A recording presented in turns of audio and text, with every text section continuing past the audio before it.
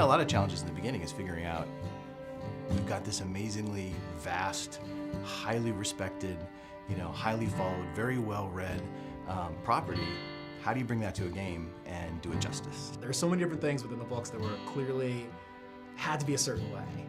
There was so much strife about whether we were going to do Tom Bombadil at all, and the conversation about, well, Tom Bombadil wasn't in the movies, and there's a reason why it was cut.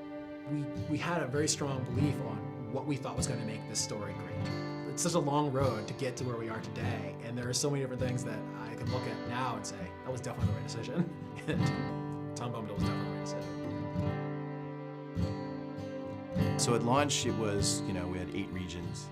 We kind of worked our way through the Shire. We ended up in Angmar. It was a, we thought, huge world at the time. In fact, I think at the time it was one of the largest pieces of landscape ever released for a game. Eyes and ears and hearts and minds and everything opened up to us to see how we addressed, how do you do a story in this world?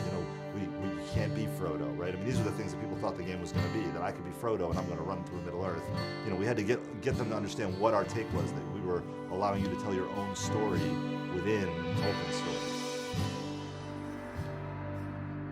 Our goal was, this has to look unlike any place that anybody's ever been in an MMO, right? And hopefully also in an RPG, because when you read about Moria, it's this big, huge, giant, expansive, cavernous place. The idea was to use, to make it a landscape space with not one, but 2 separate height maps. So there'd be a height map for the floor and then a height map for the ceiling.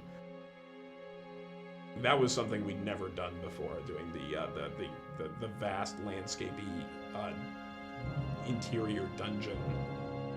It's really hard without a date file and without having sky and clouds and sun and all the colors that brings in.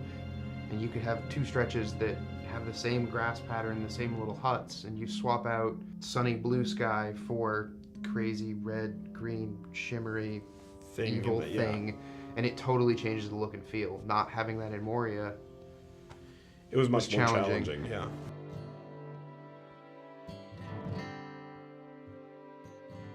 Our primary goal was to, how do we take this amazing game that people love once they get in it, but that there are some basic barriers to entry, like the subscription-only experience, and how do we reinvent what we have so that it retains all of its, grand and glorious nature while addressing an audience that's much bigger.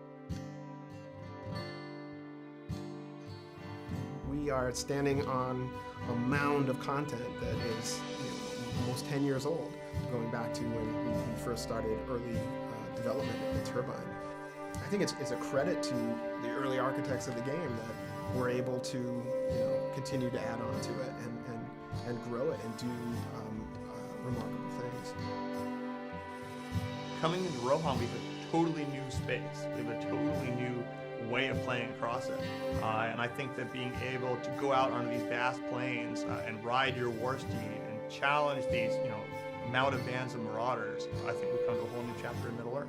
This is where the War of the Ring begins. At a high level, we're sort of, the training wheels are coming off, we're out of Eriador, we're east of the Misty Mountains, into the very epic, action-oriented portion of the fiction.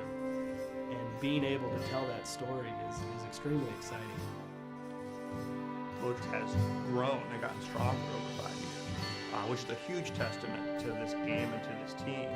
The team has grown, the game has grown. We're not slowing down, if anything, we're speeding up. It's going to be a fantastic 2012.